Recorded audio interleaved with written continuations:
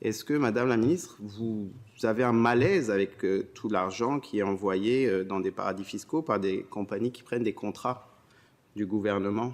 Pour nous, dans la mesure où les gestes posés sur le plan fiscal sont légaux, il n'y a pas d'enjeu. Est-ce que vous êtes au courant de ces méthodes d'évitement fiscal? Personnellement, je n'ai pas eu d'informations à proprement parler sur ces méthodes. J'ai l'impression qu'on n'est pas au Salon Rouge et qu'on n'est pas législateur, Madame la Ministre. Pourquoi ne pas changer les règles pour qu'une compagnie comme celle-là n'accumule pas 15 milliards de dollars d'actifs dans un pays que, si on regarde l'Europe, on n'est même pas capable de le voir là. C'est grand comme ça, c'est 22 000 piastres par habitant du Luxembourg que cette compagnie a là. Est-ce que vraiment c'est normal que ça, c'est légal? C'est le ministère des Finances qui se charge de cette supervision, on pourrait dire, des pratiques fiscale. La Caisse de dépôt, ce n'est pas le ministre des Finances qui a décidé que la Caisse de dépôt n'investissait pas dans des compagnies qui ne payaient pas un minimum d'impôts. On pourrait faire des appels d'offres qui obligent ces compagnies-là à payer un minimum d'impôts et de ne pas les envoyer dans des paradis fiscaux. Oui, alors simplement pour dire que lorsqu'on finance des entreprises, c'est sûr que cet exercice-là est réalisé par le ministère de l'Économie, de l'Innovation, de l'Énergie, parce qu'il y a un financement. Maintenant, le cas que vous nous souleviez, Brookfield, ce n'est pas une entité que l'on finance comme ministère. Alors, il n'y a pas cette révision qui est faite des pratiques. Je suis sûr que vous avez très bien compris de quoi je parle, Madame la Ministre.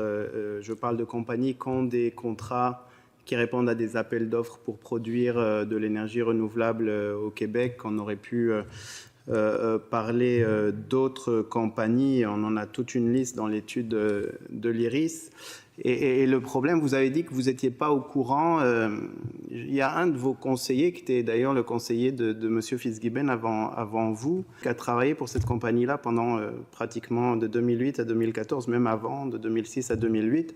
Il ne vous a jamais parlé des stratégies d'évitement fiscal de la compagnie Brookfield? Monsieur le Président, ça n'a pas fait l'objet de discussion entre nous. C'est quand même quelque chose, Monsieur le Président. On a une compagnie comme Hydro-Québec qui, d'un côté, tous les ans, a des dividendes, des revenus que le Québec reçoit pour pouvoir payer les hôpitaux, les écoles, etc. Et de l'autre côté, qui nous permet d'avoir l'électricité la moins chère d'Amérique du Nord. Vous n'arrêtez pas de le dire, c'est justement grâce au fait que c'est l'État qui s'en occupe. On a des compagnies privées qui reçoivent des contrats et qui, eux, mettent des milliards de dollars dans des paradis fiscaux, et donc qui font en sorte qu'on n'est pas capable d'avoir notre juste part de cet argent-là, et qui fait en sorte qu'on a des hôpitaux qui sont pourris, là, je veux dire, comme on voit à Rosemont, ou des écoles qui sont moisies, comme on peut voir ailleurs. Et puis vous dites pas, c'est pas une bonne pratique, on va ou bien laisser ça à Hydro parce qu'au moins on reçoit l'argent, ou alors imposer à ces compagnies-là, dont, encore une fois, vous connaissez très bien, j'imagine, le fonctionnement, étant donné que vos conseillers proches y ont travaillé, pour qu'ils payent leur juste part d'impôt.